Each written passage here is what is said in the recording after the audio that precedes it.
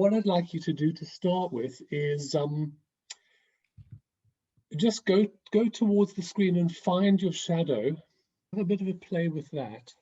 So, okay. Oh gosh, it's only there. Yeah, it's smaller than you think. It's much smaller than you think.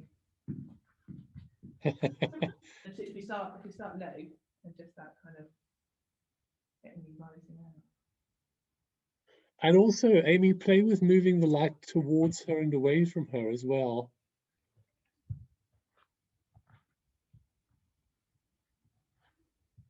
Wow. And without Lucy moving from the spot, you've actually got her moving in a very ghostly kind of way.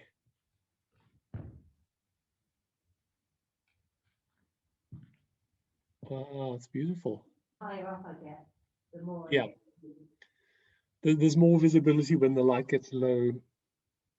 But this is a good technique with moving the actual light. yeah. The movement of the, although Amy's completely still, that movement of the shadow is fascinating.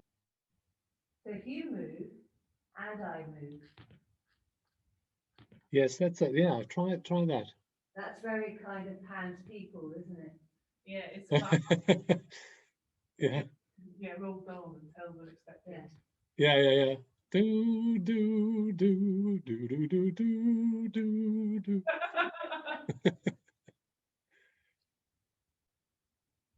Because the movement of the light is actually very, very interesting.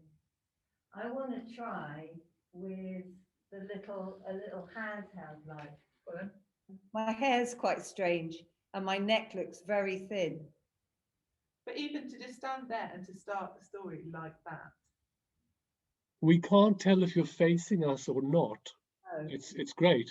It's really super. Oh God, look at that. Now, could we try something? Can you imagine if you had another person and you Well, Amy, bring the shadow back in now. It's a very good eye. Aye. Aye. What can I see? Yeah. very slow blink. Yeah.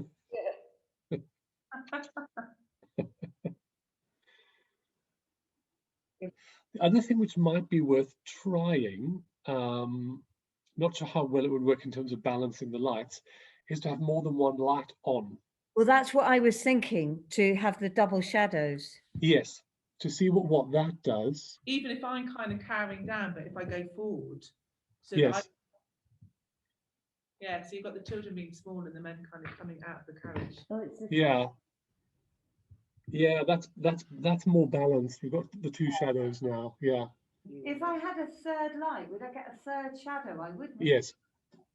Blimey, that would be exciting. Yeah.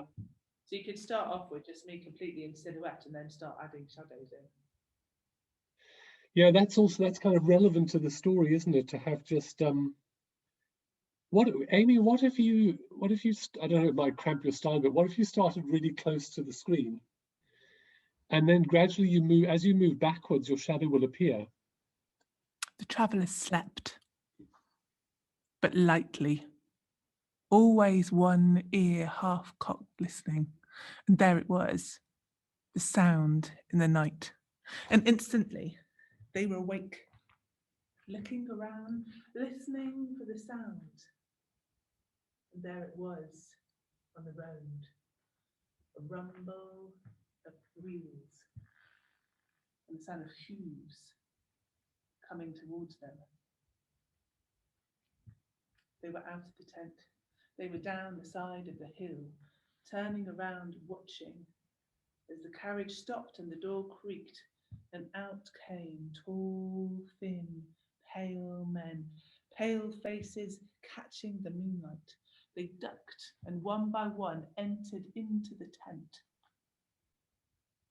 Looking around, the mother saw one of her children was missing, and she would have run up the bank back to the tent, but her husband pulled her back, hand over her mouth, to keep her quiet and still, and they waited for what seemed like an eternity, until once again the men emerged, straightening up into the night, back into the carriage, and once again the carriage began to move, pulled Wow.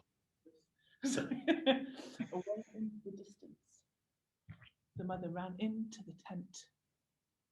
There was her child, still there, still alive, big eyes staring up at her, and a gold coin in his outstretched fist.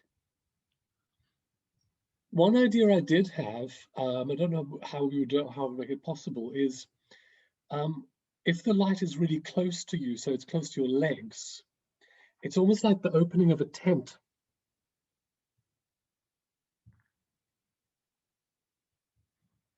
That actually that looks great, even with the double shadow, doesn't it? Yeah, I'm just saying the real horse is really difficult to do. It's a really difficult shape, but very simple horse. You just take your two hands with the fingers closed, put them together, thumbs apart, and the little finger is the mouth of the horse. Yeah, it's very obviously very simple shape, but it kind of works. But to make a proper horse, you actually you kind of turn your hand slightly sideways, and then you kind of bend the fingers in a little bit and mount them up like that to make the horse's head, and push the thumbs right back.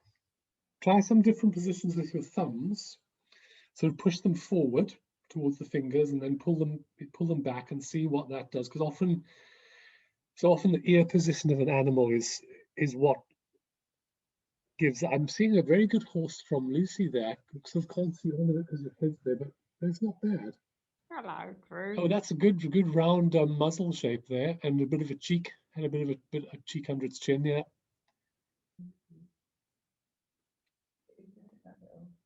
That's nice.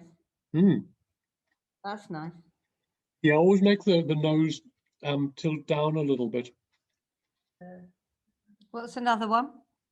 Oh, so this is a galloping horse. So you do index finger on top of your middle finger, like that, like Amy is doing, and your middle finger is bent like that, and then the two remaining fingers are the legs. Try to keep your middle finger still. It's like playing the piano or playing the violin. You've got to do a little bit of practice every day, and gradually the difficult becomes easy, the easy becomes habit, and the habit becomes beautiful. Close your fingers, hands like this, and then cross your hands over this way. So thumbs together. Yeah. Because then what you've got is all the freedom of movement, which if you do it like this, it's much more limited. So now you can really move the bird. Yeah, you can do things like, that's great, Amy, doing it like that. So we just see the sort of sides of the wings, and that sort of rolling movement. Yeah. And then just glide. Try to get a sort of oh, that's really good what you're doing there, Amy. Behind you can't see it behind you, obviously you can see it on the screen, but now the trick is to make your bird land on a branch. Or my head. Or your head, yeah. Out of her head.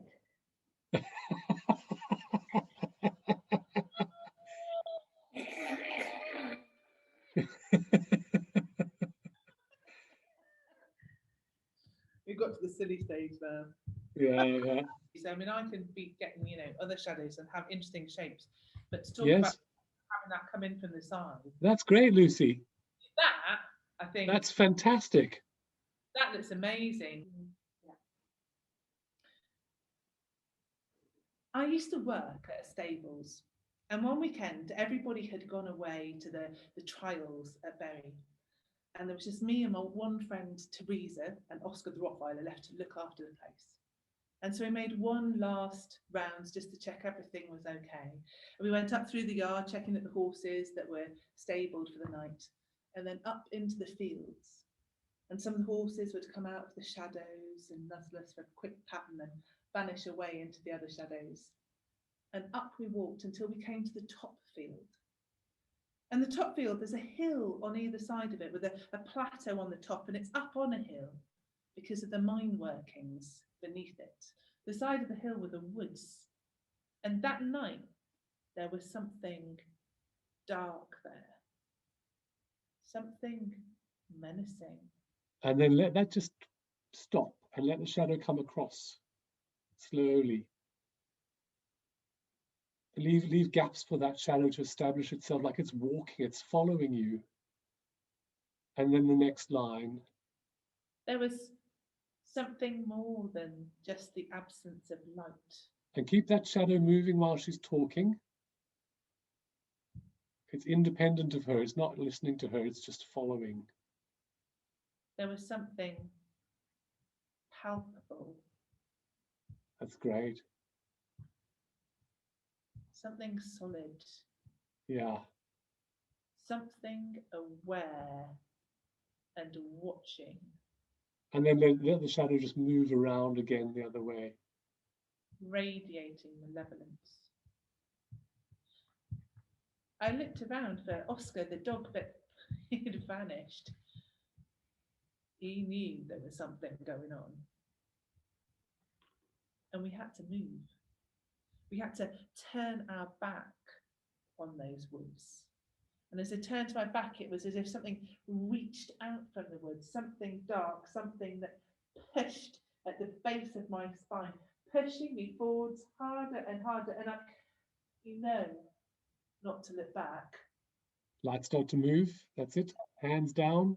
Not to run. But there was something moving the ground beneath my feet, something rumbling, hoofbeats.